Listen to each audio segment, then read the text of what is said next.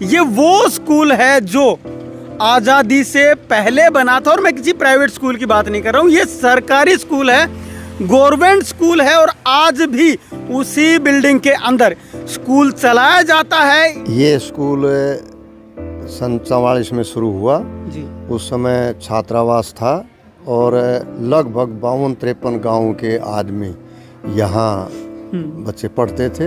इस स्कूल को खाली महज स्कूल ना माने, ये इस अहिरवाल की तक्षशिला के नाम से जाना जाता है। हमारे स्कूल में 10 डिजिटल स्मार्ट बोर्ड है मित्र जी, और आज भी आप आए होंगे तो सभी टीचर्स मेरे जिस भी रूम में आप गए होंगे, मेरे टीचर सभी के सभी डिजिटल स्मार्ट बोर्ड पर पढ़ा रहे हैं। जब इस इलाके में खाने को अनाज नहीं था, तब इन्होंने 1944 के अंदर इस स्कूल की आधारशिला रखी, जिस समय पे लोगों ने सोचा भी नहीं होगा कि छात्रावास एक सरकारी स्कूल के अंदर हो सकता है। इवन आज तक शायद ही किसी स्कूल के अंदर, सरकारी स्कूल के अंदर छात्रावास मिले।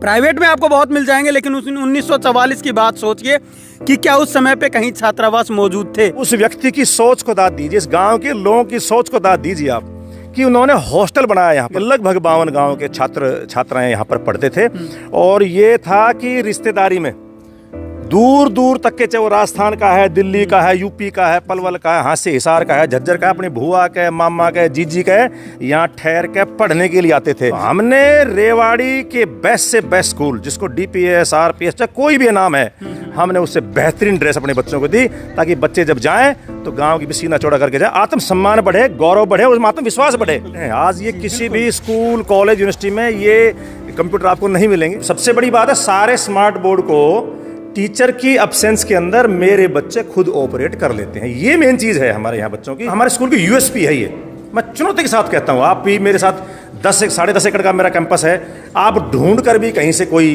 जाड़ा कहीं आपको नजर आ जाए, कोई कागज़ का तुनका कहीं नजर आ जाए, कोई लिटरिंग आपको नजर आ जाए, कोई रैपर नजर आ जाए आपको, आप खूब अपने कैमरे घुमाइए आप जो है। सभी बच्चे वेल ड्रेस्ड हैं, और बच्चों का जो ड्रेसिंग सेंस है वो किसी भी प्राइवेट स्कूल से कम नहीं है। तो जल प्रबंधन की जो बेस्ट चीज़ें हैं वो हमारे स्कूल में सारी की सारी मौजूद है, चाहे वो ड्रिप इरिगेशन है, चाहे स्टोरेज है, चाहे वाटर रिचार्जिंग है, वो सब चीज़ें हमने स्कूल के अंदर की हुई है। जिस समय ये छात्रावास था, इसकी अपनी एक प्रतिष्ठा थी। यहाँ 10 डॉर्मेटरी रूम थे, और एक कमरे के अंदर लगभग 8 से 10 बच्चे इसके अंदर रहते थे।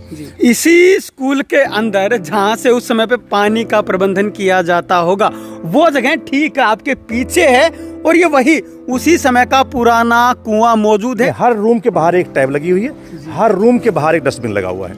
ये एक यूनिक सफाई जो इतनी इसके अंदर है, इसका कहीं ना कहीं से इन चीज़ों को, व्यवस्थाओं को भी जाता है। आप मेरे किसी भी टॉयलेट में कहीं कोई दाग, धब्बा या स्मेल, कितने 260 करीब बच्चे मेरे यूरिन जाते हैं, आपको कहीं पर भी स्मेल, घर में भी आपको आ सकती है, लेकिन हमारे टॉयलेट में स्मेल नहीं आएगी।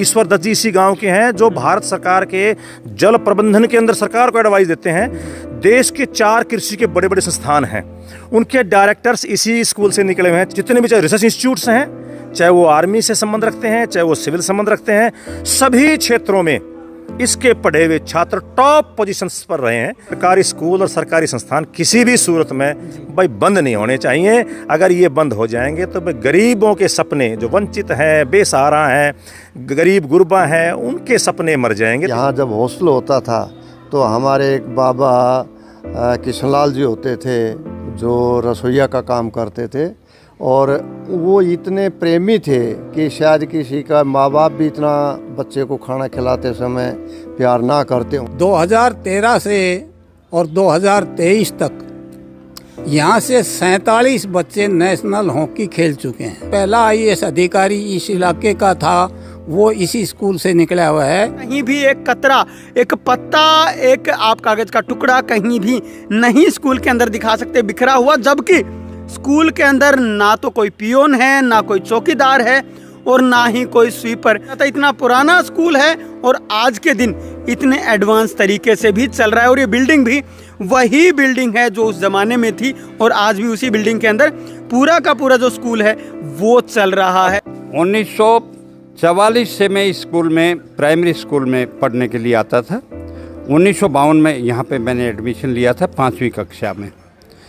उन दिनों क्या होता था कि 5वीं कक्षा जो हाई स्कूल में पढ़ाते थे, और 1958 में इसी स्कूल से मैंने मैट्रिक की परीक्षा पास किया था। और ये स्कूल है रेवाड़ी जिले के कंवाली गांव का, जो कि ऊपर आप सामने देख सकते हैं शहीद राम स्वरूप जब स्कूलों के नाम चेंज किए गए थे और शहीदों के नाम पे किए गए थे तो उस समय पे शहीद राम स्वरूप स्कूल को भी नाम दे दिया गया था। इसका गेट यहाँ से आप देख सकते हैं। और 100 MPP स्पीड वाला प्लान हमने लिया हुआ है, यूँ नहीं कि भाई काम इंटरप्ट हो जाए। हम यहाँ क्विज करवाते हैं, सभी स्कूलों में क्विज होती है, अच्छी क्विज होती है, लेकिन डिजिटल प्लेटफॉर्म पर क्विज करवाने का जो अभियान जो शुरू किया वो कमाल स्कूल ने किया है। वो मेरे टीचर अनिल जी हैं, आज उनके शादी है, वो आज नहीं पाए, तो 4 क्विज हमने करवाई। और आप देख रहे थे अमिताभ जी की जो क्विज चली हुई थी, सेम हमने पैरेलल उसी प्लेटफॉर्म पर हमने बच्चों को यहाँ वही फील, बच्चों को फर्स्ट फिंगर फर्स्ट पूरा केबी स्टाइल में हमने करा। 1944 के अंदर इस स्कूल की आधारशिला रखी और इस आधारशिला को रखने वाले इस इलाके के प्रथम विधायक राव मोहर सिंह जी, जाने माने शिक्षाविद। अगर मैं तो ये कहता हूँ, अगर इस इलाके के लिए किसी ने कोई दैवीय काम अगर किया है, भगवान के स्वरूप अगर कोई काम किया है, तो राव मोहर सिंह ने किया है कि हमारे लिए इतनी दूरी पर इस रेत के टीले पर जो है ये स्कूल खोला। और उन्होंने खुद घर घर गांव-गांव जा कर के, किसी ने पैसा दिया, किसी ने अनाज दिया, जिसके पास कुछ भी नहीं उसने श्रम दे करके इस 80 साल पुरानी बिल्डिंग को खड़ा किया। मैंने सबसे पहले बताया कि बच्चों के लिए मैंने जो ICT की ट्रेनिंग इवन बच्चों की भी कराई और टीचर्स की भी कराई, तो उसका परिणाम आपके सामने है कि रिजल्ट हमारा बहुत बेहतरीन है। 52 में से हमारी 26 से मेरिट आई। फिर हमने कहा कि भाई क्रिएटिविटी भी कुछ नहीं होनी चाहिए। हमने एक ऑनर बोर्ड तैयार कराया अपने सभी टॉपर्स का।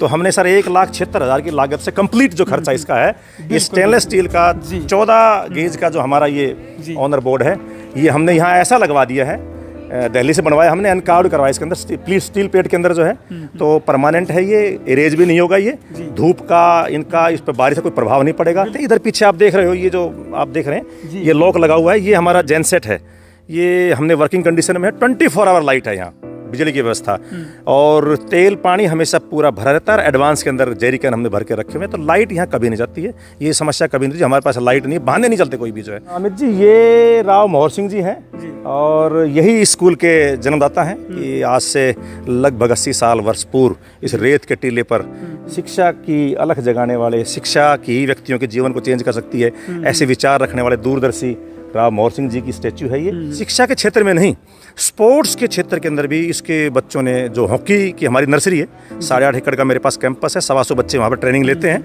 2 कोच हैं जिनकी सैलरी हम ही निकालते हैं, और बच्चों को भी हम वजीफ़ा जो सरकार की तरफ से मिलता है वो उनके खाते में हम डालते हैं। इस स्कूल ने इतनी बड़ी बड़ी विभूतियाँ दी हैं कि मैं उसकी अगर लिस्ट बनाने चाहूँ और अगर आपको मैं देनी चाहूँ, प्राइवेट सेक्टर की कंपनीज में, चाहे श्री राम ग्रुप है, चाहे आपकी वो अल्ट्राटेक सीमेंट है, चाहे आपका BSNL नॉर्थ ईस्ट के अंदर, चाहे वो डहीना के हमारे अनिल कुमार शर्मा जी हैं, और डॉक्टर्स इंजीनियर्स की तो कोई गिनती ही नहीं है। टीचर्स तो गली मोहल्ले में जहाँ भी जाओगे, जिसको भी उंगली लगाओगे, वो इसी स्कूल का पढ़ावा आपको मिलेगा यहाँ पर जो है। सर, ऐसा स्कूल जो ऐतिहासिक है, ऐसा स्कूल जो कि फैसिलिटी के हिसाब से लगभग सबसे ऊपर होगा, ऐसे स्कूल का पूरा विजिट करवाने के लिए भी आपको बहुत बहुत धन्यवाद। आप यहाँ पर आए और आपने हमारे स्कूल को इस लायक समझा, हमारे छोटे छोटे प्रयासों को आपने नज़दीक से देखा और आपने जो हमारी हौसला अफजाई की है, मैं आपकी पूरी टीम का मैं तहे दिल से धन्यवाद करता हूँ कि भाई आप यूँ ही फले फूलें और इसी तरह से अच्छी अच्छी डॉक्यूमेंट्री आप बनाते रहें। धन्यवाद, बहुत बहुत धन्यवाद। धन्यवाद, थैंक यू।